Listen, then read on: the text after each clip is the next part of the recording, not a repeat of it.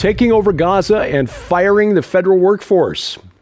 It's 5 and 10 from Skywatch TV for Wednesday, February 5th, 2025.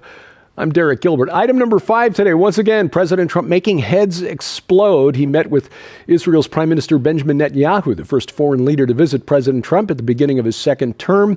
And he announced at their joint press conference afterward a plan to take over Gaza. Said the United States would own it, would clear it out, would develop it into the prime real estate that it actually is. And he's not wrong about that. I mean, Gaza's climate is similar to that of San Diego. It's got some wonderful beaches. And had it been developed the way it could have been over the last 20 years by Hamas, it could be the Monaco of the Eastern Mediterranean. But instead, they turned it into an armed fortress. So, President Trump proposing to move the Arabs out of Gaza, relocate them in Egypt, Jordan, Saudi Arabia, anywhere else, and then develop Gaza into a show place. Now, of course, you've got heads exploding, as I've said. On the left, you've got people calling this ethnic cleansing. On the right, you've got people saying, aha, he is the Antichrist because he's promising a strong covenant with many for 1 week, leaving them in a land of unwalled villages. And somewhere in the middle is the truth. When this was first announced last night, I thought, okay, this has to be a joke. Somebody's generated this with artificial. No, okay, he really did say this, that the U.S. would own Gaza. I don't think, upon further review, this is Donald Trump actually saying the United States should go in, take Gaza, and annex it. Donald Trump's a businessman. He's putting out his first negotiating position, which is way beyond anything he expects to get. That way, when the other side pushes back, they feel like they've gotten him to give up something, and he winds up getting what he wants. In a way, this is similar to Solomon. And believe me, I'm not saying Donald Trump is as wise as Solomon, but it's like Solomon saying, let's cut the baby in half. Solomon didn't really want to chop the baby in half. He wanted to get the two women and their supporters to stop fighting long enough to figure out who really was the mother of the child. Similarly, Donald Trump has managed to get both sides united against him, saying, are you crazy? But now we've got some people who are thinking outside the box, and maybe some of the Arab states in the region who have refused to take in the Arabs of Palestine since 1948 might say, he's just crazy enough, he might just do this. Maybe we should change the way we are behaving in order to reach a solution to the problem of Gaza. So let's just calm down, sit back, and watch how the negotiations play out. Topic number 4, overhauling the intelligence community. The Senate Intelligence Committee has advanced the candidacy of Tulsi Gabbard, her nomination for Director of National Intelligence. The vote along party lines, 9 Republicans supporting her candidacy, 8 Democrats opposing.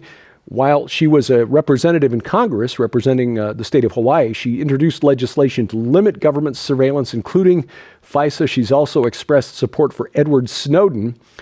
During the hearings, when she was questioned by senators, Gabbard attacked the weaponization of the intelligence community, refused the demands of some senators to call Edward Snowden a traitor. If you remember, Edward Snowden is the one who first publicly called out the illegal use by the intelligence community of warrantless wiretapping on American citizens. And for this, Snowden has been called a traitor, and they've demanded his return to the United States so he can be prosecuted as a traitor. Anyway, some key senators, including some who have attacked Edward Snowden in the past, calling him a traitor, like Lindsey Graham of South Carolina.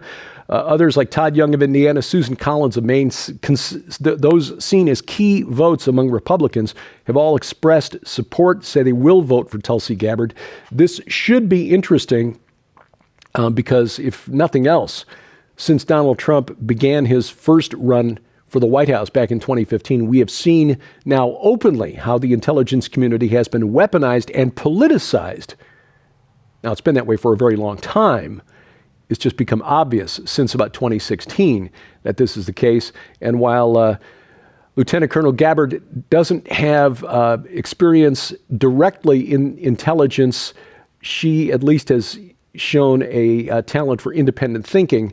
And we pray an ability to do to the intelligence community what President Trump appears to be doing to other aspects of the deep state in Washington, D.C. Which leads to topic number 3, you're fired.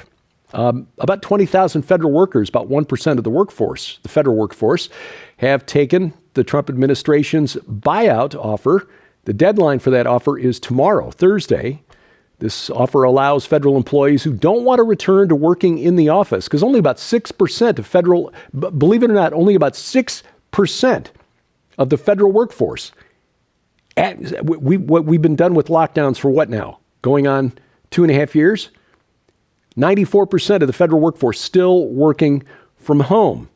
And in some cases, that's appropriate, but still, as you probably know, when you're under the gaze of your supervisor, you tend to be a little more productive than you would be if you were working from a spare bedroom. Anyway, the offer allows the workers who don't want to return to the workforce, don't want to work under Donald Trump, to take a buyout, 8 months pay. They'll get paid through September 30th, and then they can go on and do something else. With the door open for another 24 hours, White House expects more to take up the offer. Last week, the administration sent out a memo offering to pay all federal workers an 8-month severance through September 30th. Unions, other organizations offering heavy opposition to this move, saying it's illegal, offering no guarantee that people will actually get paid. And that this is something Congress would need to authorize. Legal experts I've been reading say, no, the president actually does have authority to do this. Meanwhile, Secretary of State Marco Rubio slammed the U.S. Agency for International Development, USAID, another move that's got Democrats' heads exploding, for what Rubio called rank insubordination, saying that USAID is full of rogue employees who do whatever the bleep they want. Telling Fox News, quote, the goal was to reform it, but now we have rank insubordination. USAID is a ball of worms. There is no apple. And when there's no apple, you just need to get rid of the whole thing. That's why it's got to go. It's beyond repair, end quote. Now, it's beyond question that there are some programs USAID has been funding that are worthwhile, but many that are not, are just simple social engineering, leftist social engineering.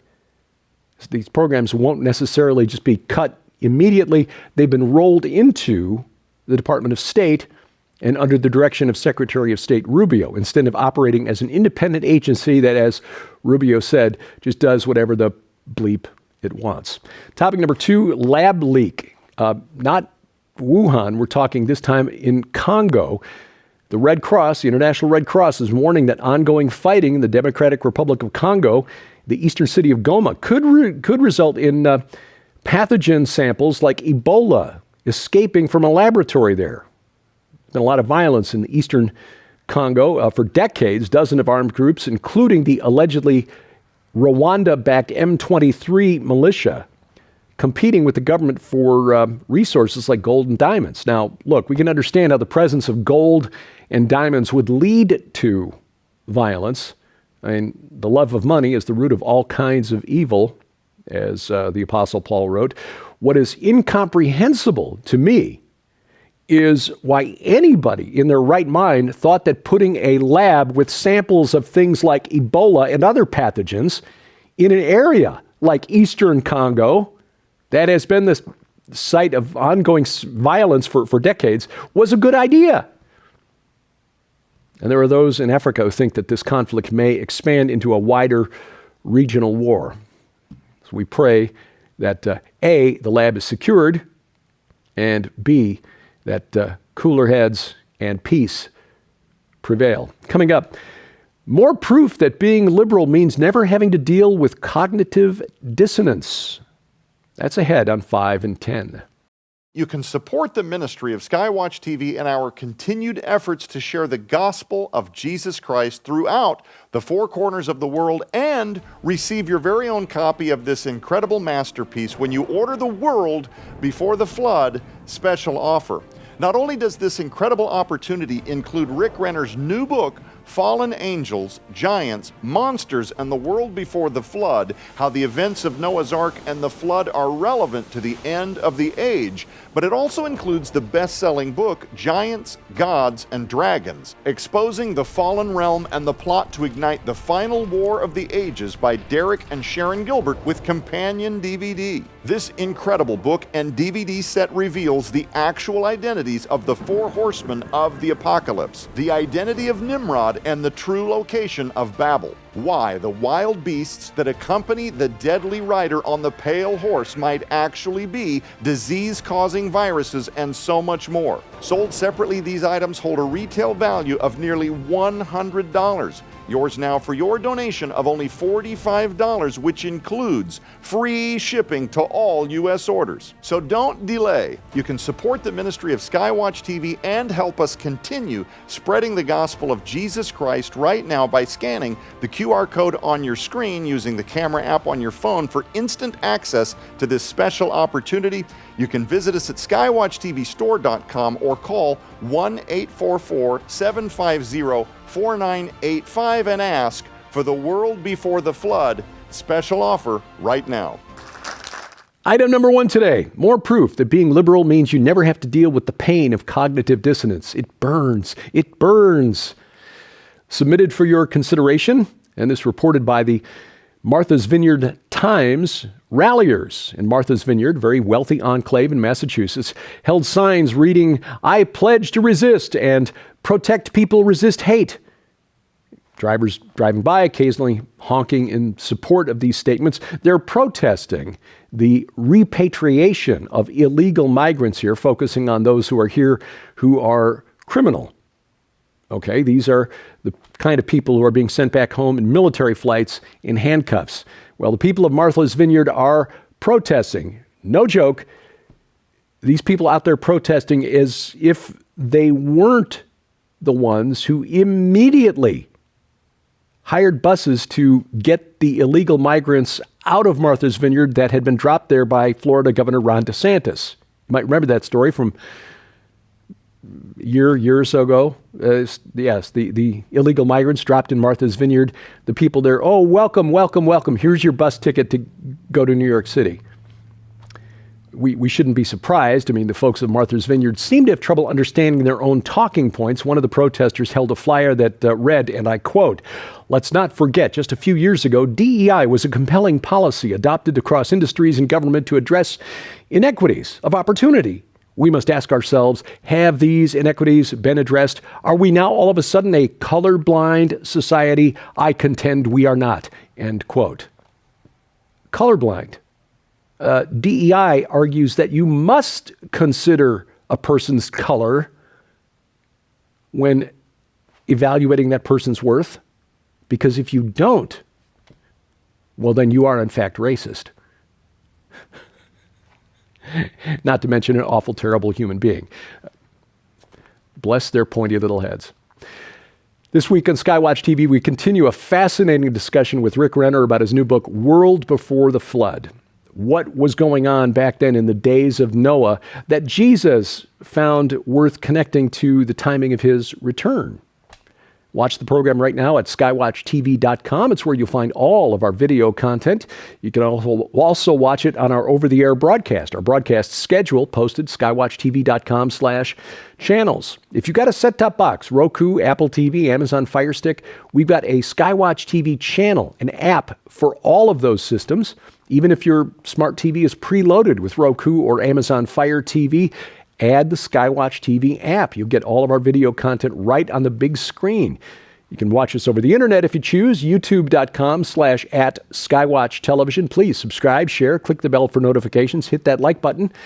You can also find us on Rumble, rumble.com/Skywatch TV, or bring us right into your smartphone or tablet, whether you've got iOS, Android, or Amazon Kindle Fire on your device. We have an app for that, and we got links to their app stores at our website, skywatchtv.com/app. Follow 5 in 10 online. We're at YouTube at 5 in 10, on X, formerly Twitter, at 5_in_10. And thank you for watching as we keep watch. I'm Derek Gilbert. This is 5 in 10 from Skywatch TV.